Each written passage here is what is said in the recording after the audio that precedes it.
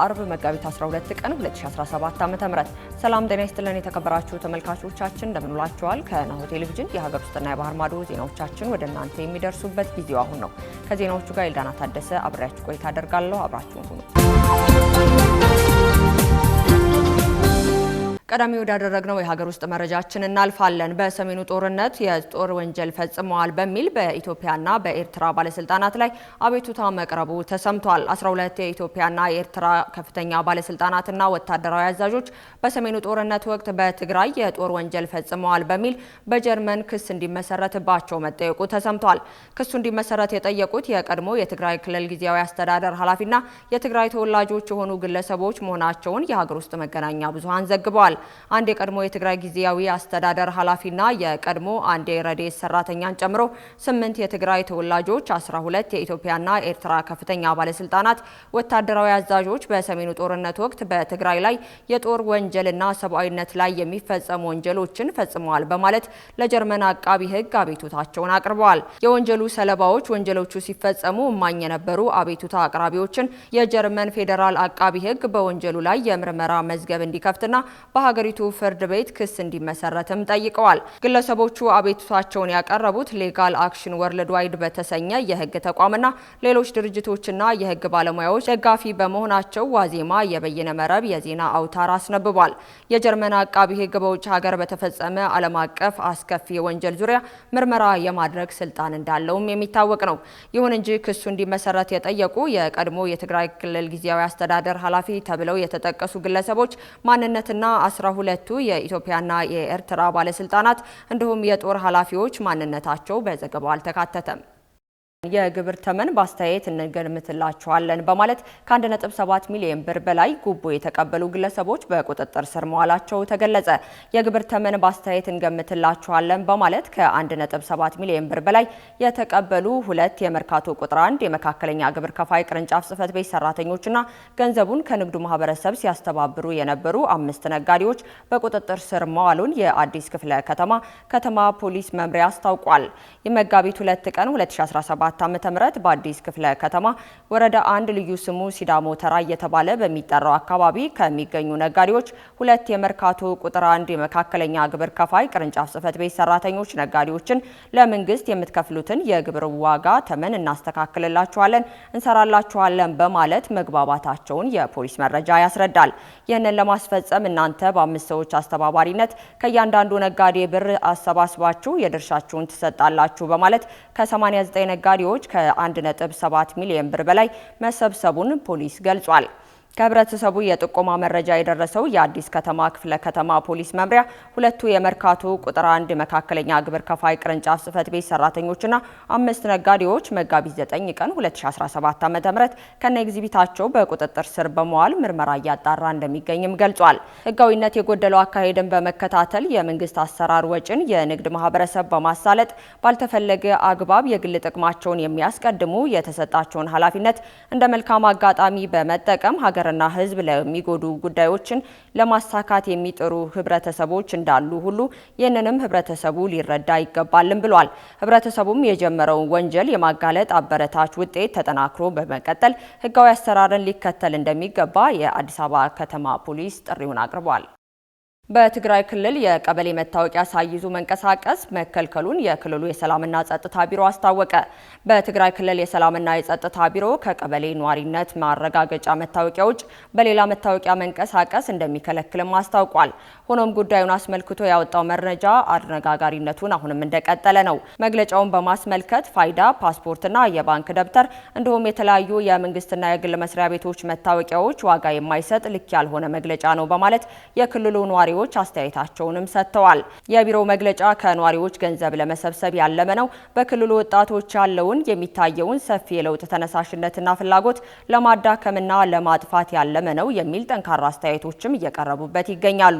የክልሉ የሰላምና ጸጥታ ቢሮ ያወጣው መግለጫ የቀበሌ ኗሪነት ማረጋገጫ መታወቂያ ተዘጋጅቶ ለዕደላ ዝግጁ መሆኑንና ኗሪዎች እየወሰዱ እንዲገለገሉበትም ጠይቋል። ከቅርብ ጊዜ በኋላ ያለው የቀበሌ ኗሪነት ማረጋገጫ መታወቂያ ሌሎች መታወቂያዎችን ይዞ መንቀሳቀስ ስለማይቻል ሁሉም ነዋሪዎች ተገቢ ነው ባሉት መልኩ በሚኖሩበት የቀበሌ አስተዳደር በመሄድ መታወቂያቸውን መያዝ ይኖርባቸዋል ሲልም በመግለጫው ላይ ጠቅሷል። ይሁን እንጂ ቢሮ የሚለውና መሬት ላይ ያለው አይገናኝም የሚሉ የክልሉ ቀበሌዎች መኖራቸውም ተመላክቷል። በክልሉ ከጦርነት በፊት ለነዋሪነት ሲሰጥ የነበረ የወረቀት የነዋሪነት መታወቂያ ካርድ ወደ ዲጂታል ለማሳደግ ሲደረግ የነበረው እንቅስቃሴ በመቋረጡ ምክንያት ነዋሪዎች ከጦርነት በኋላ የተለያዩ ስራዎችን ማሰራጨት እንዲሁም ደግሞ መታወቂያዎችን አውጥተው ሲገለገሉ ማየት የተለመደ እንደሆነም ታውቋል። አሁን መልፋት አልፎበታል። አንድ ሆነው ብዙ የሚሆኑበት ጊዜ መጥቷል። በጣቶ ፍጥነት ትኬቶን ቆርጠው ወደ ፈለጉበት ይጓዛል። ለመንገዶን ጊዜን ቀድሞ በመረጡት ሆቴል ወዲያውኑ ማረፊያውን ይይዛል።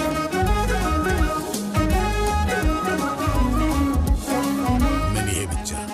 እድሜ ለአቢሲኒያ ኢኮሜርስ የፈለጉትን ዕቃ ሲመርጡ ዕቃውን የሚያደርሱት በሮ ላይ ያሉ ይመስል ወዲያው ክፍያ ሲፈጽሙ በቅጽበት ይደርሶታል። ጊዜ ገንዘብ በሆነበት በዚህ ዘመን እርሶ መገኘት ሳይጠበቅብዎ ጣቶ ይፍጠን እንጂ የወዳጆን ደስታ ባሉበት ይቀራል።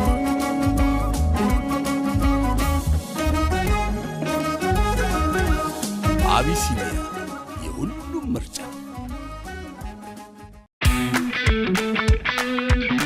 እነሆ የምስራች! የ10 አየር መንገድ የበረራ ትኬት ለውድ ደንበኞቹ በተቀላጠፈና አስተማማኝ በሆነ መንገድ እያቀረበ ያለው። በዚህም በደንበኞቹ የተመሰገነው ጉዞጎ አሁን ደግሞ ተደራሽነቱን በማስፋት ተጨማሪ ባንኮችን በማካተት ለውድ ደንበኞቹ የበለጠ አስተማማኝ ለመሆን ችሏል። የጉዞጎን አፕሊኬሽን ከአፕ ስቶር ወይም ከፕላይ ስቶር በማውረድ የመነሻና የመድረሻ ከተማዎትን መርጠው ዋጋ አወዳድረው የሀገር ውስጥም ሆነ ዓለም አቀፍ በረራ ማድረግ ካሰቡ የበረራ ትኬቶን ክፍያ በአቅራቢያው በሚገኙ ባንኮች አንድም በአካል በመሄድ ወይም በኦንላይን የክፍያ አማራጮች ክፍያዎትን በመፈጸም የበረራ ትኬቶን በእጅ ያስገቡ። ከዚህም በተጨማሪ እንደ ሁሉ ጊዜው ወደ ጉዞጎ የጥሪ ማዕከላችን 7473 በመደወል ከሙሉ የበረራ መረጃ ጋር የ24 ሰዓት የትኬት አገልግሎት ማግኘት እንደሚችሉ ስናበስሮ በታላቅ ደስታ ነው። ለበረራዎ ጉዞጎ።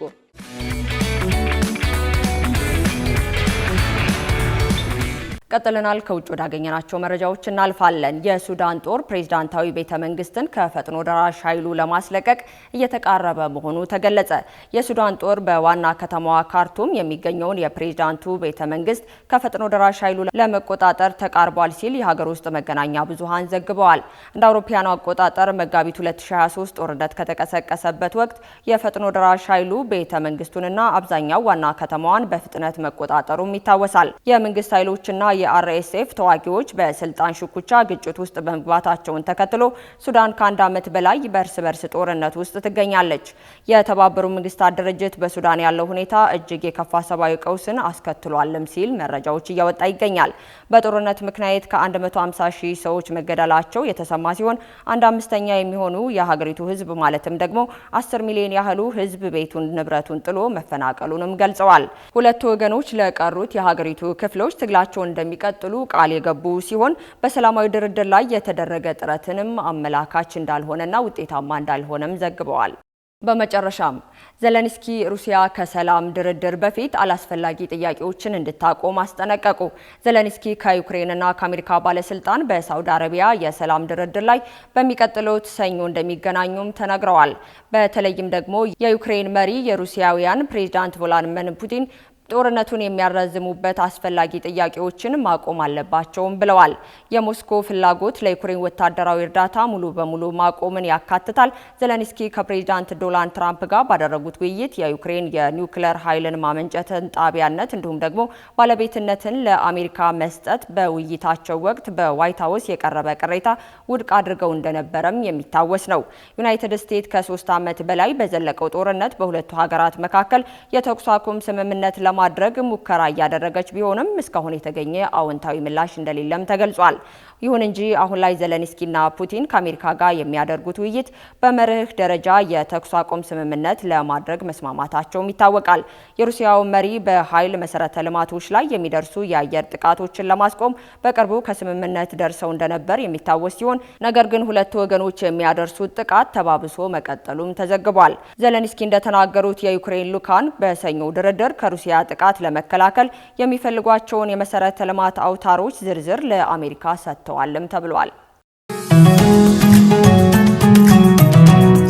ሁላችንም ከንግግሮቻችን ይልቅ ድርጊታችንን በትኩረት ለሚከታተሉ ልጆቻችን ስለምናወርሰው ነገር አብዝተን እንጨነቃለን። የጉብዝና ወራታቸውን ስለኛ በመድከም ያሳለፉልንን ሁሉ በማገዝ እነርሱን ለመካደም የምንዘረጋው እጅ ትላንት ያወረሱን የመልካምነት ፍሬ እንጂ ሌላ እንዳልሆነ እናሳያለን። አንዳንድ ጊዜ ካለን ላይ ማካፈል ብቻውን በቂ አይሆንም። ያለንን በመስጠትም እውነተኛ ደስታን መጋራት እንችላለን። ቅድሚያ ማግኘት ያለባቸውን ስናስቀድምና ድካማቸውን ስናቀል የእሴቶቻችን ዋጋ ከፍ እንዳለ ወደ ቀጣይ ትውልድ ይሻገራል። የመልካምነት እሴቶቻችን ተጠብቀው እንዲቆዩ ተግባራዊ እንቅስቃሴያችንን ይሻሉ። ለዚህም ነው የተቀበልነውን ለትውልድ ማቀበል የጋራ ኃላፊነታችን የሚሆነው። አቢሲኒያ አሚን፣ እሴቶን ያከበረ። ካሽጎ በየትኛውም ዓለም ሆነው በማንኛውም ሰዓት ለወገኑ የሚደርሱበት ፈጣን የገንዘብ መላኪያ ተከፈተሎ። ማስተርና ቪዛ ካርዶን በመጠቀም ከ5 እስከ 20 ዶላር የሚልኩበት አዲስ የገንዘብ መላኪያ መንገድ። ካሽጎን ለየት የሚያደርገው የትኛውም የገንዘብ ዝውውር በፍጥነት አገልግሎት ከመስጠቱም ባሻገር ለማንኛውም አገልግሎት ምንም አይነት ክፍያ አለመጠየቁ ነው። በሀገራችን ታሪክ ገንዘብን ከውጪ ወደ ሀገር ቤት በማስተላለፍ በመተግበሪያ መልክ አገልግሎት መስጠት የጀመረው የመጀመሪያው ሀገር በቀል የገንዘብ መላኪያ ዘዴ ካሽጎ ከ4500 በላይ ባሉ የባንክ ቅርንጫፎች አገልግሎት እየሰጠ ይገኛል። ገንዘቦን በሰኮንዶች ልዩነት ውስጥ ይፈልጉ በአካውንቶ ወይንም በእጆ ቆጥረው የሚወስዱበት ልዩ ዘዴ። በቅርቡ ሁሉንም ኢትዮጵያዊ ባለቤት ለማድረግ ጉዞ የጀመረው ካሽጎ ዛሬውኑ መተግበሪያውን በስልኮ ላይ በመጫን የአገልግሎቱ ተጠቃሚ ሆኑ። ፍጥነት መለያችን፣ ኢትዮጵያን መክፈቻችን፣ ካሽጎ ነው መላኪያችን። ካሽጎ የአዲሱ ትውልድ ብራንድ። ከናሁ ቴሌቪዥን ለሰዓቱ ያዝንላችሁ መረጃዎቻችን የእስካሁኑ ይመስሉ ነበር። ከዜናዎቹ ጋር ኢልዳና ታደሰ አብሬያችሁ ቆይታ አደረኩኝ። የናሁ ፕሮግራሞች ወደ እናንተ መድረሳቸውን ይቀጥላሉ። መልካም ቀን።